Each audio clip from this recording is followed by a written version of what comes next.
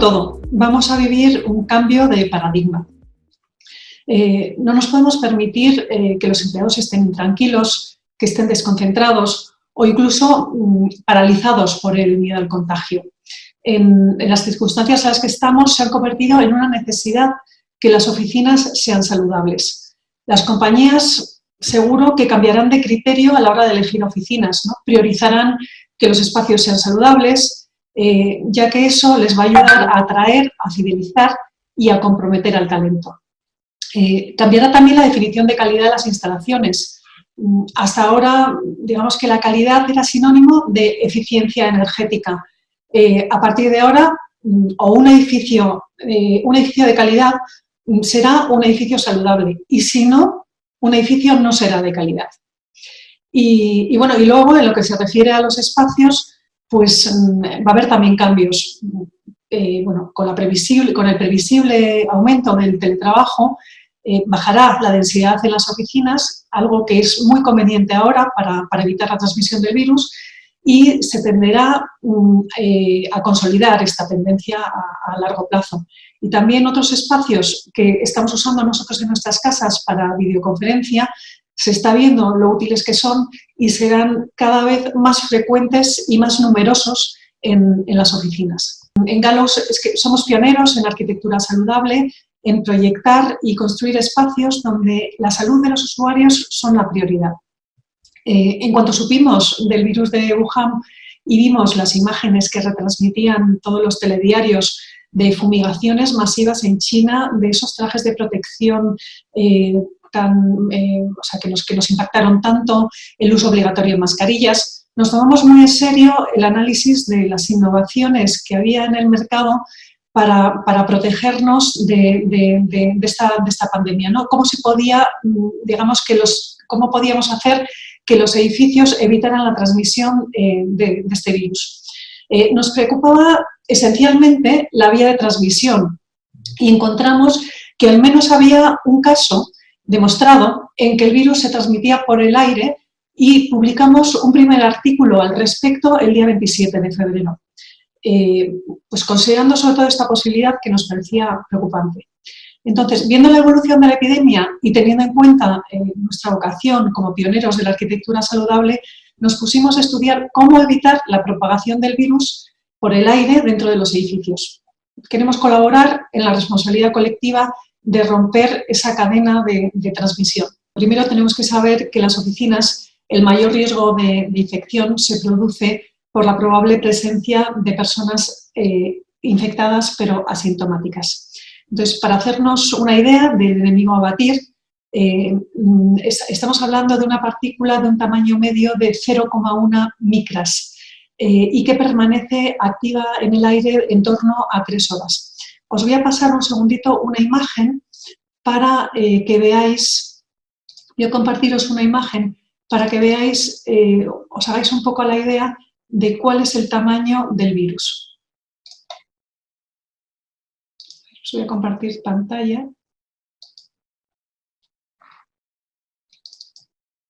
Aquí está. Bien. Esto que tenemos aquí es un pelo que tiene a su alrededor una serie de partículas, las que llamamos partículas grandes, que miden 10 micras o más.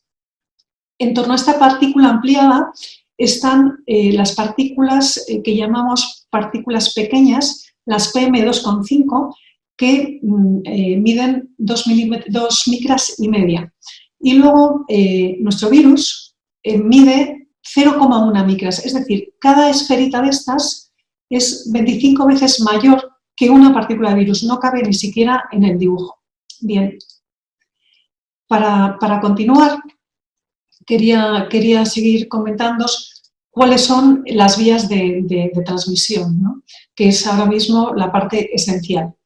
Pues bien, Wanzhou, que es doctor en medicina y es el director del Centro de Control y Prevención de Enfermedades de Wuhan, es decir, es la persona con más experiencia en el mundo de este COVID, que lógicamente llevamos muy poco tiempo con ello, con lo cual el tiempo aquí es crítico, ¿no? Y él lleva lidiando con esta enfermedad desde antes que nadie porque es el responsable, digamos, del control epidemiológico justamente en Wuhan. Decía lo siguiente, y leo aquí. Las vías de transmisión desde la fuente de infección a la población vulnerable son la transmisión por gotículas, la transmisión por contacto y la transmisión por el aire. Bien, aquí la transmisión puede ser por contacto cercano, por las gotas grandes, mayores de 10 micras, como hemos visto, la partícula esa grande del pelo, ¿no?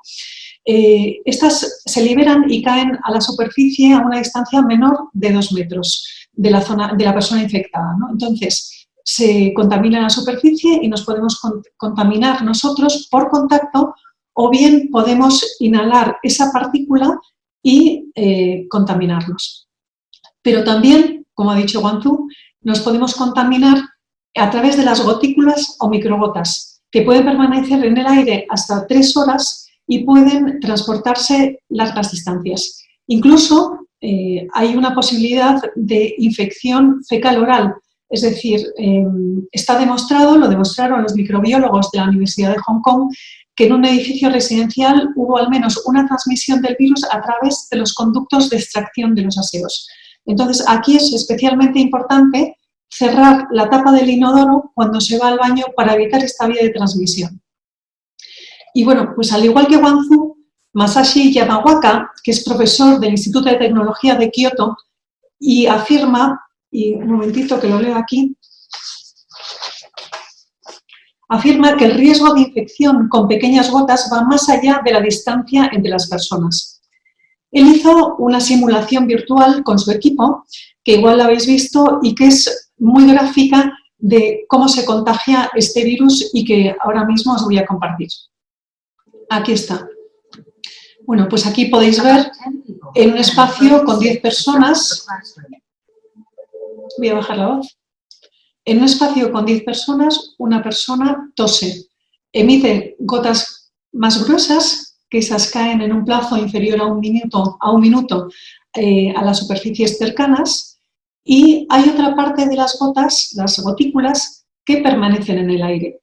Esas gotículas, ahora veremos esta animación, cómo sigue la animación en la que aísla las gotículas y cómo se reparten por un aire que no está ventilado. Aquí está solamente lo que él emite en gotículas. Y ven a lo largo, pues en el poco tiempo, digamos, a lo largo del tiempo, cómo se van repartiendo por el aire entre todas las personas que están en el mismo habitáculo. Bueno, esto lo que demuestra es la importancia que puede llegar a tener el limitar al máximo la expansión la expansión de estas gotículas. Hay que eliminarlas según se emiten al aire para que no se expandan por los espacios. Los protocolos de distanciamiento y las medidas de higiene que han marcado todas las autoridades sanitarias son un mínimo, pero creemos que no es suficiente por esta circunstancia del virus que está en el aire y que deben tomarse medidas arquitectónicas y técnicas, digamos, objetivas. Nosotros estamos instalando equipos con una tecnología innovadora y permanente y con una efectividad probada contra un amplio grupo de patógenos. Se trata de instalaciones que son automatizadas, monitorizables, esto es muy importante, y seguras para las personas que están trabajando. Es decir, las personas pueden estar trabajando mientras están funcionando las instalaciones que desinfectan el aire. Estas instalaciones, además, son una inversión realmente porque redundan en el beneficio del bienestar y de la salud de todos los ocupantes, no solamente ahora, en situación de pandemia, sino en la vida posterior de la instalación. La clave está en la mejora de la climatización, ¿no? Tenemos que incorporar estas tecnologías que purifican el aire, que son innovadoras y que también purifican las superficies, ¿no? Entonces, aquí digamos que bajamos enormemente el riesgo de contagio. Son equipos que funcionan mientras que las personas están en las instalaciones y son completamente inocuos, ¿no? Luego, bueno, pues lógicamente no solo hay que ser bueno, hay que demostrarlo. Entonces, es esencial la monitorización. Entonces, hay que monitorizar en tiempo real y esto no solamente es imprescindible por saberlo, sino que también para la comunicación interna y para la tranquilidad, para transmitir tranquilidad a los equipos. Y, por supuesto, también al mercado, ¿no? Si estás haciendo algo porque tu empresa sea saludable, pues, lógicamente, la confianza en ti como empresa aumenta. Y luego, bueno, por supuesto, tenemos que, en algunos casos, rediseñar los espacios porque nos encontramos con espacios en los que, bueno, pues los pasos son insuficientes para que las personas se puedan cruzar con seguridad, o nos encontramos con determinadas situaciones en las que es necesario intervenir para modificar espacios. Estamos también dotando de barreras físicas transparentes entre los puestos de trabajo, un poco para evitar que esas gotas gruesas pasen cuando tienes bueno, con una persona que se te acerque, aunque no debe acercarse, bueno, pues digamos extremar las protecciones para que esas personas no se acerquen, al foco de contagio si es que tú lo eres, ¿no? Mientras que no hacemos unas instalaciones, digamos, objetivas que nos ayuden a parar el virus, digamos, las instalaciones de las que he estado hablando, podemos tomar una serie de medidas específicas que, digamos, ponen muchas trabas a la propagación del virus. Aquí es clave introducir la máxima ventilación natural en el edificio. El edificio tiene que estar, el clima tiene que estar funcionando desde 2 horas antes de que se arranque la actividad y tiene que estar funcionando al menos 1 hora después de que la actividad acabe. Si es posible, hay que dejarlo a un funcionamiento mínimo por la noche, incluso los fines de semana. Y bueno, y aquí para aportar la máxima cantidad de aire natural, pues si tenemos ventanas debemos abrirlas y debemos establecer ventilación cruzada. Lógicamente esto repercutirá, digamos, el exceso de ventilación respecto a lo que estamos habituados, repercutirá en la temperatura ambiente. Bueno, pues en este momento no parece que sea un problema porque hay una temperatura muy templada en el aire, pero aquí es esencial la comunicación, hablar con las personas y decirles que, digamos, esta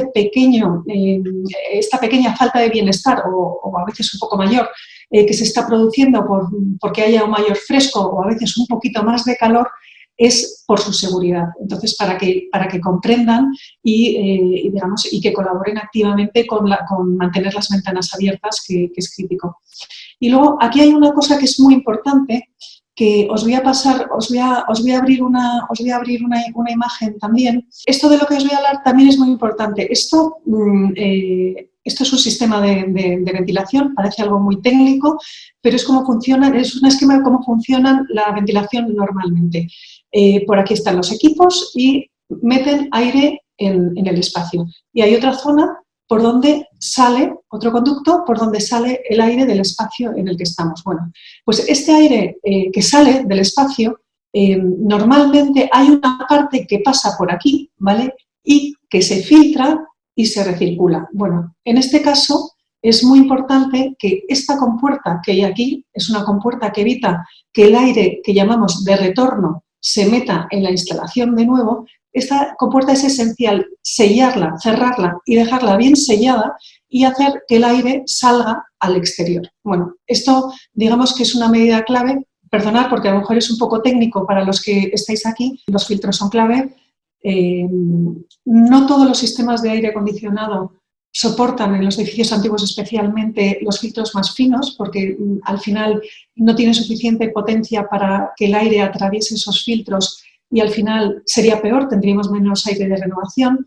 Entonces, lo que sí que tenemos que tener son los filtros limpios. Entonces, antes de volver a ocupar la instalación, es esencial que revisemos los filtros y que, bueno, pues si hay que cambiarlos, que se cambien. Sería un buen momento para cambiarlos justo antes. En este momento son clave los protocolos de limpieza. Hay que seguir lo que nos vayan dictando, comprobar que la empresa hace su trabajo de la manera, digamos, minimizando el riesgo humano.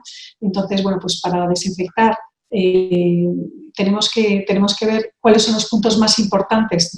Bueno, primero decir, perdón, antes de nada, que para desinfectar, primero las superficies tienen que estar limpias, porque la desinfección sin limpieza previa no sirve para nada, ¿no? Entonces, primero va la limpieza y luego va la desinfección, ¿no? Entonces, bueno, aquí es clave con qué frecuencia se desinfectan los elementos de uso colectivo, por ejemplo, pues las botoneras de ascensores, los picaportes, los pulsadores interruptores de la luz. Bueno, pues todas esas cosas que todos vamos tocando, hay que tomar medidas para evitar tocarlas y hay que limpiarlas con la máxima frecuencia posible. Hay que establecer, digamos, un programa de frecuencias de limpieza de ese tipo de elementos que son precisamente los más susceptibles de contagiarnos la enfermedad, ¿no?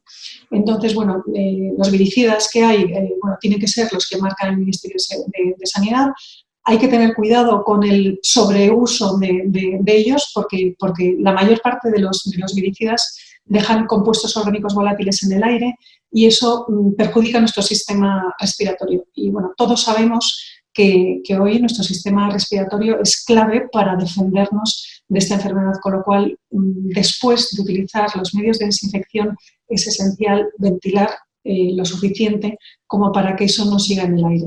Depende de tres factores, digamos. Depende del tipo de material, depende de la humedad relativa y de la temperatura. Entonces, esto también nos indica que podemos reducir la probabilidad de contagio cambiando determinados materiales o teniendo especial cuidado con determinados materiales. Por ejemplo, la elevada humedad relativa contribuye a la resistencia del virus en los interiores. Y luego, una baja humedad relativa, una humedad relativa inferior al 20%, hace que las gotas se desequen, pero el virus permanece activo. Entonces, debemos mantener la humedad relativa entre el 40 y el 60%, que además son las humedades relativas que son mejores para nuestra salud y para preservar sobre todo la salud de nuestro aparato respiratorio, que en este caso es especialmente crítico. Entonces, respecto a las superficies, y teniendo en cuenta que esa es la humedad relativa ideal, las superficies como cobre, cartón, acero inoxidable y plásticos, el tiempo de resistencia del virus es de 4, 24, 48 y 72 horas respectivamente, ¿no? Es decir, el cobre 4 horas, el cartón 24, el acero inoxidable 48 horas y los plásticos, que es la peor de las situaciones, 72 horas.